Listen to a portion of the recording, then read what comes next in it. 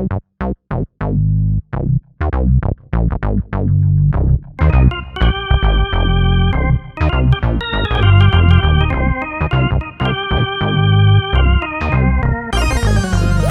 5 years in the oven, Pizza Tower arrives hot and ready for immediate consumption, courtesy of indie developers Torta Pizza.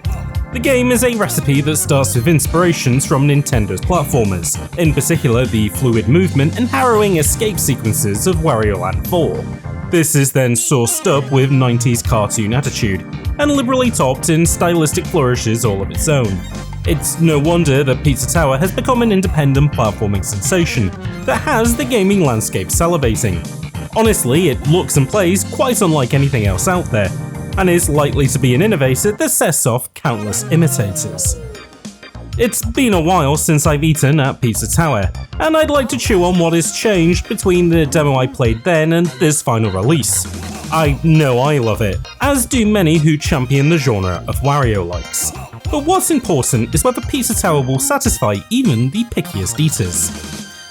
But first, a primer for first-timers. Players take on the role of a perpetually perturbed Pizzalo, appropriately named Peppino Spaghetti. This unlikely protagonist is tasked with saving his pizzeria from the forces of the Pizza Tower. Standing in his way are goblins, gooballs, terrifying traps, and brutal boss fights. Peppino can only rely on unlikely allies Gustavo and Brick during the adventure, as well as the fact that Peppino can't be killed by conventional means. By removing this expected gaming norm from the equation, the developers at Torta Pizza put Peppino through the ringer, awarding him the title of Most Abused Video Game Protagonist. The Pizza Tower is a cruel and unusual place, filled with fire pits, swinging pizza cutters, and sentient Velveeta cheese ready to strip his hide. None of these slow down his ascent, including the requisite bottomless pits that merely send him back a few seconds. It's a frictionless approach to platforming, and that's appreciated considering that slowdown would be counterintuitive to Pizza Tower's gameplay. Though, more on that in a moment. What's most exciting is that pain leads to interesting gains, as certain enemy attacks change Peppino's physical form. Hot wings cause him to belch hot fire around a level, ghosts frighten him into a fast-moving spirit, even cheese reduces him into a shambling gooey ghoul. If Pizza Tower looked like The Last of Us Part 2, perhaps I wouldn't be so glowing in my praise of this pain. But those transformation and Peppino's run of bad luck are part and parcel with the game's tone. A playable cartoon.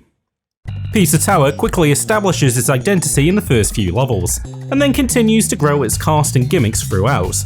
Having a protagonist that squashes, stretches, and shapeshifts so often is part of that experience, and honestly, it's the coolest selling point of Pizza Tower.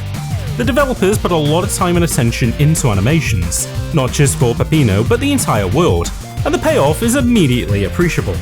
The game could be considered a close companion of Cuphead, though where that game painstakingly recreated the look of Tex Avery and Chuck Jones, Pizza Tower owes its look more to the 90s new wave of American-made animation, brought on by Nickelodeon, MTV's Liquid Television, and later works like Courage the Cowardly Dog. In stills, Pizza Tower looks like screenshots from a cartoon we never got, but the title is so much more breathtaking in action. So let's talk about what you do within the Pizza Tower.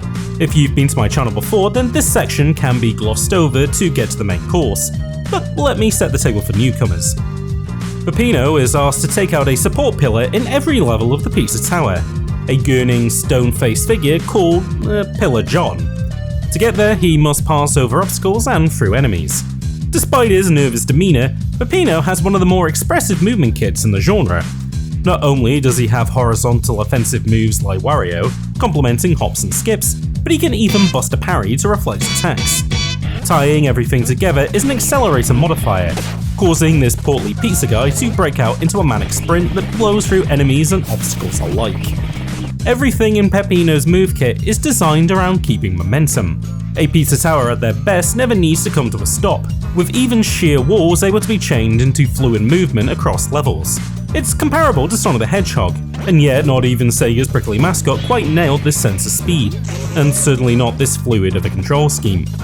But even if you're not quite hitting S ranks out the gate, the simple act of moving Peppino around is incredibly satisfying. As mentioned, there are also transformations throughout, which change up control schemes and movement options. In a nice touch by the developers, you never have to remember each control scheme off the top of your head, as there's always a handy instruction at the bottom of the screen. Speaking of, the UI constantly tracks a player's score through a level. Peppino can't be hurt physically, but the player can be when their points are whittled away by bad plays. It's not enough to just collect floating pickups and take out enemies. There's also 5 top-ins to collect per level, which feeds into buying boss fights to complete level sets. Not only is racing towards an A rank necessary for core points, but eventually it actually unlocks the rest of the game, thus encouraging players to return and perfect previously completed levels. To go back to your main objective, Village On isn't your average Super Mario flagpole to reach. When taken out by Peppino, it's the player's job to get him back to the level entrance as quickly as possible, before the level collapses on top of him. This is where the smooth movement of Pizza Tower shines its brightest, and in all honesty improves over a game like Wario Land 4. The developers at Nintendo never quite exaggerated Wario's gross out qualities, whereas Tour de Pizza have an insatiable desire to push Peppino past those limits, and it rings truest in these action sections. At their best, these escapes feel like orchestrated chaos, impossible to discern after the fact, but in the moment you feel completely unstoppable. It's the perfect chaser to minutes of exploration beforehand, because all those points you spent time gathering are now being whittled away by time. It's more stressful than a Metroid escape sequence, where at least you know Samus will be sent back to the previous save point. In doing so, Pizza Tower achieves that rare feat in games where the player and protagonist's emotions become one and the same. When I played Pizza Tower previously, these elements were all in place, and what's awesome is that they've been polished here to a mirror sheen. Most appreciable for me is that level difficulty scales in a very measured way. The demo was a grab bag of what the devs had built so far, but here they make sure that the lower levels of the tower are no harder than what comes next. Yet, most excitingly, Tour de Pizza did not rest on their laurels and, from that humble demo, have created a game that is brimming with creativity. Pizza Tower has over 20 levels to explore, and explore you will because they are sprawling epics built around creative gimmicks and ideas. There's an entire level that's a pastiche of mini-golf, where unlocking top-ins is restricted by real golfing rules. There's even a trip to a Wild West saloon where Peppino races a wooden horse by riding a sentient sausage. It would be very easy for me to just recite every cool new concept the developers came up with in each level, and in all honesty, my recollection isn't going to be as thrilling as you experiencing the real thing. But what's appreciated is that they are also different from the earliest levels. There is an initial feeling that you know where Pizza Tower is going, mixing medieval architecture with pizza iconography, but then you unlock a new set of levels and Tour de Pizza changes it all up. Taking the right lessons from Nintendo and Wario, each level is completely unique, and feels episodic in that each is a standalone episode of a Pizza Tower cartoon. But what was a pleasant surprise was the inclusion of boss fights. Initially, these felt like exercises in building out the mythology of Pizza Tower, creating entities with more personality than the regular ghouls, who you could imagine Peppino sparring with on an episodic basis. However, they are a very cool inclusion just for changing the nature of gameplay. Peppino is built for speedrunning sprawling levels, and putting that toolkit in a closed box is a really interesting challenge. They are great caps to the end of level groups, and while they don't test the player on gimmicks they encountered previously, they do neatly tie up a theme or setting. As a final note, I'd like to talk about the sound of Pizza Tower. Often I blab over or forget to mention musical scores when covering games, but I have to make an exception for this game because it is genuinely excellent. Like the levels, I could easily just rattle off all my favourite tracks for your enjoyment, but honestly they're better left to be discovered. In miniature, they are what is so great about Pizza Tower. There's hints of that nostalgic 90s attitude, but with a tone that is wholly unique. And on a more subjective level, they're just really good. To sum up, there's nothing that looks, plays, nor sounds quite like Pizza Tower, and it's incredibly likely that'll be the case for some time. The game doesn't require an education in Wario or Ren and Stimpy to be best appreciated, because it steals those elements and makes them its own. When I wrote about Pizza Tower in its earliest state, my want outside of a continuous bit and polish was that the developers could push the concept further out of its borrowed inspirations. I'm happy to say that the final product absolutely does so. Nintendo's games will always be defined by their blocky design, but it's genuinely rare to see a straight line in Pizza Tower, which is so indicative of its subversive nature.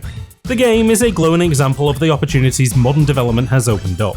A game that can have a character blast through levels without missing a frame, with a decent animation and look that more closely emulates another medium without the restriction of hardware. The developer's intention was to make a playable cartoon, and in that respect, Pizza Tower is a perfect execution. I will definitely be eating at the Pizza Tower again soon, and I heartily encourage anyone on the fence to do likewise. If it's been a while since you played a platformer, especially the likes of Mario and Sonic, and want something with a little more bite, then Pizza Tower will definitely satisfy. It's a well-priced, high-quality meal from a passionate cook, and I can only hope it encourages more like it in the future.